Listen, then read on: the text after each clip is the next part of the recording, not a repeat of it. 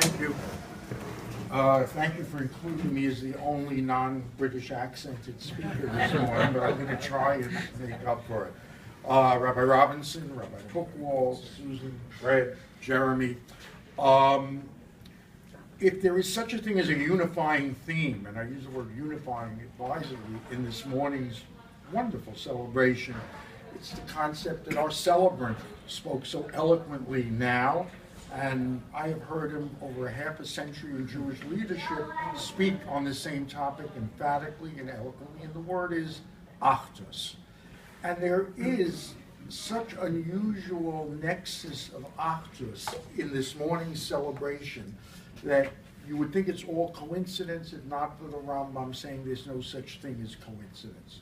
Start with the timing of this event, sandwiched neatly in between Yom Kippur and in between Sukkot. Yom Kippur is the one holiday of the year, of more than most, I think, that preaches Achdus. What can be more beautiful than, as we heard Kol Nidre, when the Chazan intones before Kol Nidre, B'das hamakom u'b'das hakol anu matirin lispalel im harvaryonim. With the sanction of everyone, we sanctify, we matir, praying with the Avaryonim, with the sinners. It's the one night we're not asking, does he wear a shtramel, a black hat, a kippah, no kippah. We want those Avaryonim to connect to us in Achdus, pray for us, we for them, all of us for Klal Yisrael. And then we go into Sukkot. And Sukkot, of course, the metaphor is the Lulav and Esrog, the Arba Minim. And the Arba Minim, Chazal tell us, is representational of all the kinds of Jews in the world. Yesh tam below reach, yesh reach below tam, yesh tam v'reach, ein tam v'ein reach. They're all different kinds, lacking some qualities, possessing all qualities. And what do?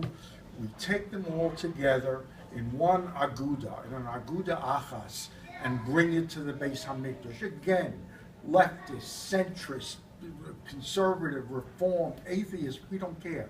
We put it all together and bring it to the Beis Hamikdash. And then comes our own Masechta today that we learn, Chagiga.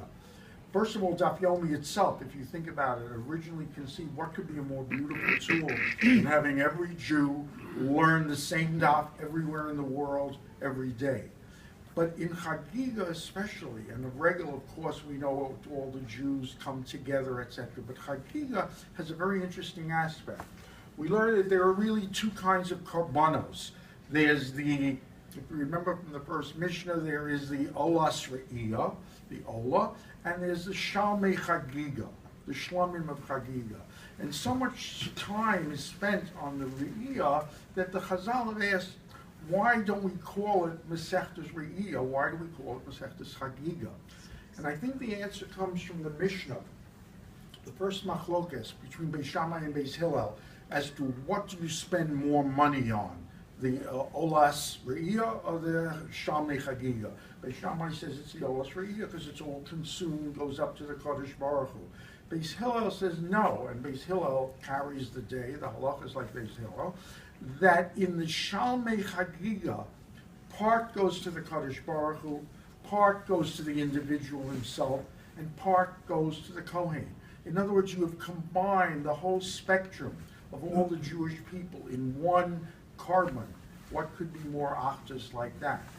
Finally, in that, yesterday, we learned, and Fred referred to it this morning, that we say that there is a presumption that on the regalim, an Amaretz is usually a contemptuous term we use for a Jew who's not Neman in his kashrus, in his taharos, in his truma. We say the Amaretz on the regalim has the presumption of a chaver.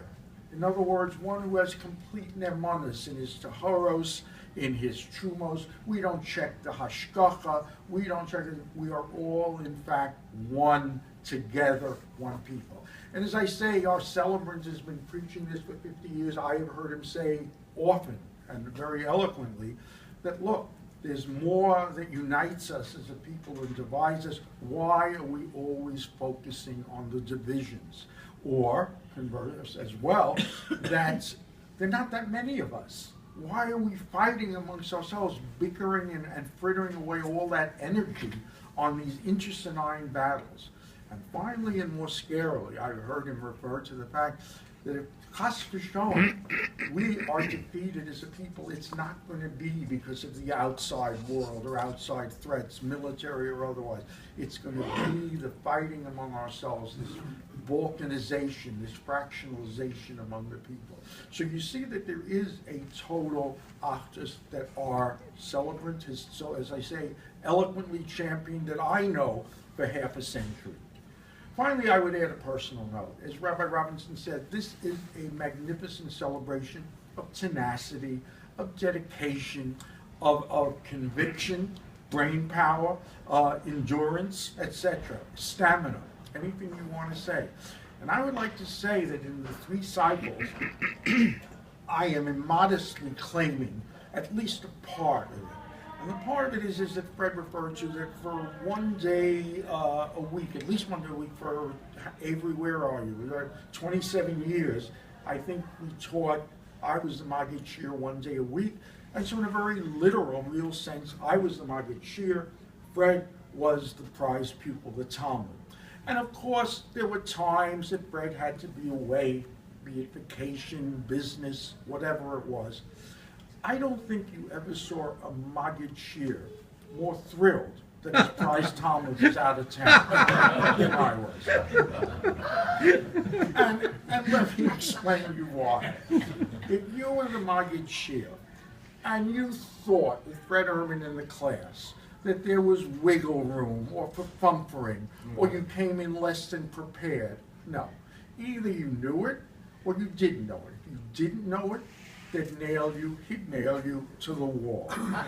And so some of the worst experiences would be like, if I'd say, well, you know, Chazal say, the Meforshim say that, and Fred would say, which Chazal?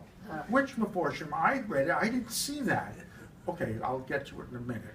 Or you'd say that Tosfos says on Daf Amud Beis, but I'm not going to read it now. And he'd say, wait, I read that Tosfos and I didn't get the same thing. Could you read it out loud? Sure, Fred. Read it out loud. The worst was when you closed the Sefer, thinking the end of the Shir, Ad Khan, you slammed, and Fred would say, wait, we have 4 more minutes to Shacharis. Why not go to the 2 dots of the Mishnah? I don't want to go to the 2 dots of the Mishnah because I didn't prepare it. Leave me alone. He was a pain in the neck. But in truth, his presence elevated not only the dot, but I like to think elevated me as a Maggid Shir. As I said, you didn't dare come in unprepared when Fred Ehrman was the Talmud. And so what I'd like to conclude that b'schus, all the learning he has done, all the learning he has brought to each other, may it be a schus for he and Susan and Eric and his family and Alyssa and her family and Jeremy and the entire Ehrman family. It's just that the coming year bring the answer to all their tfilos, bakashos, ritzonos, and may we, the people in this room, Fred is very cherished, may we share with him, he with us, all the simchas and tranquility and joy. Admei Yeshua.